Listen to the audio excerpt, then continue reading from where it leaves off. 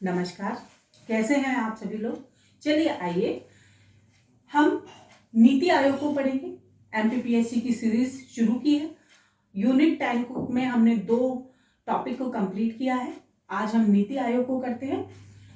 तो आइए देखते हैं नीति आयोग। सबसे पहले नीति आयोग से पहले क्या था, योजना आयोग था। उसको समाप्त करके नीति आयोग को लाया गया। योजना आयोग 1950 में लाया गया था और नीति आयोग 1 जनवरी 2015 को अस्तित्व में आया। नीति आयोग से अधिकतर प्रश्न पूछे जाते हैं और यदि हम इसकी फुल फॉर्म की बात करें, NITE,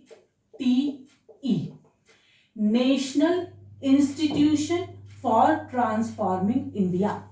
बहुत बार फुल फॉर्म पूछी जाती है। बहुत बार पूछा जाता है कि नीति में टी का मतलब क्या है या आई का मतलब क्या है, तो आपको फुल फॉर्म इसकी पता होनी चाहिए। तो national institution for transforming India, ये इसका फुल फॉर्म है। तो गठन 1 जनवरी 2015 को हुआ था। किसके स्थान पर लाया गया था? ये लाया गया था योजना आयोग के स्थान पर। अब ये संवैधानिक संस्था नहीं है, ये गैर संवैधानिक है। इसका कहीं भी संविधान में उल्लेख नहीं है। केंद्रीय मंत्रिमंडल की संस्तुति के आधार पर इसको लाया गया था। तो संविधान में संसद के किसी अधिनियम में इसका उल्लेख नहीं है। ठीक है। अब इसके हेडक्वार्टर कहाँ है? इसका हेडक्वार्टर है बच्चों नई दिल्ली में।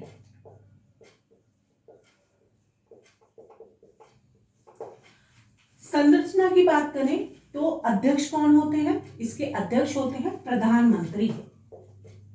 और वर्तमान में प्रधानमंत्री कौन है? श्री नरेंद्र मोदी जी। तो इसके अध्यक्ष कौन हुए? श्री नरेंद्र मोदी जी इसके अध्यक्ष हुए। तो अध्यक्ष कौन होते हैं? प्रधानमंत्री। प्रश्न परीक्षा में पूछा जाता है। अब गवर्निंग काउंसिल किससे मिलकर बनी होती है? सभी राज्यों के मुख्यमंत्री। सभी राज्यों के इसमें मुख्यमंत्री आ जाएंगे और संघ क्षेत्र के उपराज्यपाल से मिलकर गवर्निंग काउंसिल का गठन होता है। एक उपाध्यक्ष होते हैं। उपाध्यक्ष कैबिनेट मंत्री के समकक्ष उनको दर्जा प्राप्त होता है। तो अभी वर्तमान में उपाध्यक्ष कौन है? डॉक्टर सुमन बेरी जी हैं। उपाध्यक्ष का प्रश्न अधिकतर पूछा जाता है। इससे पहले कौन थे? राजीव कुमार जी थे और अब डॉक्टर सुमन बेरी जी हैं। सीईओ श्री परमेश्वरम अय्यर। ठीक है, ये इस समय में वर्तमान समय में सीईओ हैं। ठीक है, और सीईओ को भारत सरकार सचिव के समकक्ष दर्जा प्राप्त होता है। अब उद्देश्य की बात कर लेते हैं। उद्देश्य राष्ट्रीय दृष्टिकोण रखते हुए, यानी राष्ट्र का दृष्टिकोण रखते हुए राज्यों की सक्रिय भागीदारी में भाग लेना, यानी राज्यों के लिए अलग अलग ध्यान में रखते हुए कार्य किया जाना, ये इसका मुख्य उद्देश्य और कार्य है। स्थानीय स्तर पर विश्वसनीय योजनाएं बनाना, इसको अभी हम डिटेल में कर रहे हैं।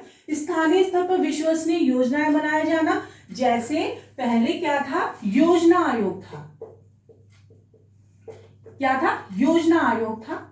इसके स्थान पर नीति आयोग को लाया गया। अब इसमें क्या होता था कि ये केंद्रीकृत योजना थी। इसमें क्या होता था कि केंद्र ही योजनाएं बनाती थी और वे सब राज्यों को जाया करती थी।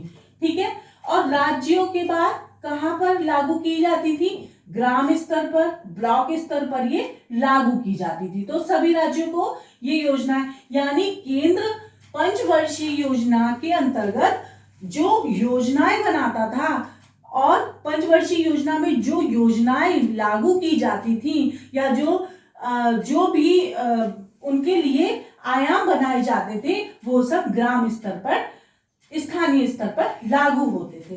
लेकिन नीति आयोग में ऐसा नहीं है। नीति आयोग में क्या है? स्थानीय स्तर को ध्यान में रखते हुए योजनाएं बनाई जाती हैं।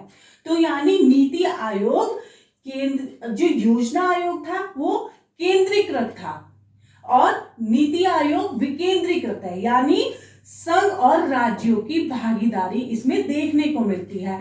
तो संघ राज्यों के सहयोग से राज्यों को ध्यान में रखते हुए और राज्यों में स्थानीय स्तर को ध्यान में रखते हुए योजनाएं बनाई जाती हैं।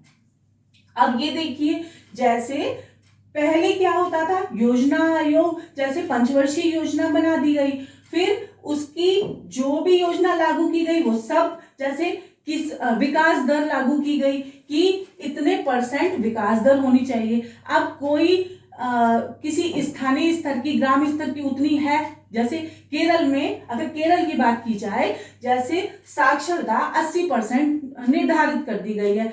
अब केरल में तो है ही 80%, और दूसरी तरफ उड़ीसा, बिहार या कहीं की बात की जाए, अब वहां नहीं है, तो वो मानक स्तर सब जगह लागू नहीं हो पाता था। तो अब इसमें क्या है कि एक मानक स्तर अलग अलग जगह को ध्यान में रखते हुए लागू किया जाता है। तो ये क्या हो गई, विकेंद्रीकृत है, यानी राज्यों को ध्यान में रखते हुए योजनाएं बनाई जा रही हैं। तो ये आपको क्लियर हुआ होगा। अब ये देखिए, जो योजना आयोग था ये सोवियत संघ के मॉडल पर आधारित था, ठीक है। और जो नीति आयोग है, ये नीति आयोग विद्वानों की एक संस्था है, विद्वानों की सूझबूझ पर आधारित एक क्या बोल सकते हैं, थिंक टैंक के रूप में कार्य करता है। प्रश्न आता है, थिंक टैंक, सरकार के थिंक टैंक के रूप में कौन कार्य करता है, नीति आयोग कार्य करता है। अब दूसरा देखते हैं, राष्ट्रीय सुरक्षा हित को ध्यान में रखते हुए, आर्थिक और नीति को ध्यान में रखते हुए योजनाएं इसमें लागू की जाती हैं। तो ये था नीति आयोग। और ये जो नीति आयोग है, इसमें इसी प्रकार के आपको प्रश्न पूछे जाएंगे।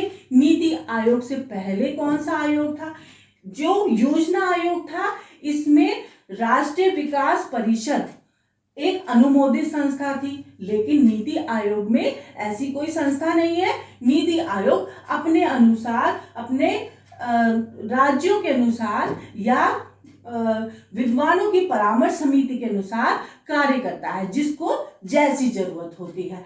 तो नीति आयोग में आपको क्या याद करना है, फुल फॉर्म याद करनी है और इसका गठन याद करना है। इसके उपाध्यक्ष और सीईओ से अधिकतर प्रश्न पूछे जाते हैं, तो आपको इसके पहले उपाध्यक्ष और जो वर्तमान में उपाध्यक्ष हैं उनको आपको याद करना है। तो ये था बच्चों आज का चैप्टर। नेक्स्ट टॉपिक के साथ मिलेंगे। आपको आज का वीडियो कैसा लगा बताना ना भूलें। इसके साथ ही धन्यवाद, नमस्कार। चैनल को सब्सक्राइब करें, वीडियो पसंद आए तो लाइक करें, शेयर करें। धन्यवाद।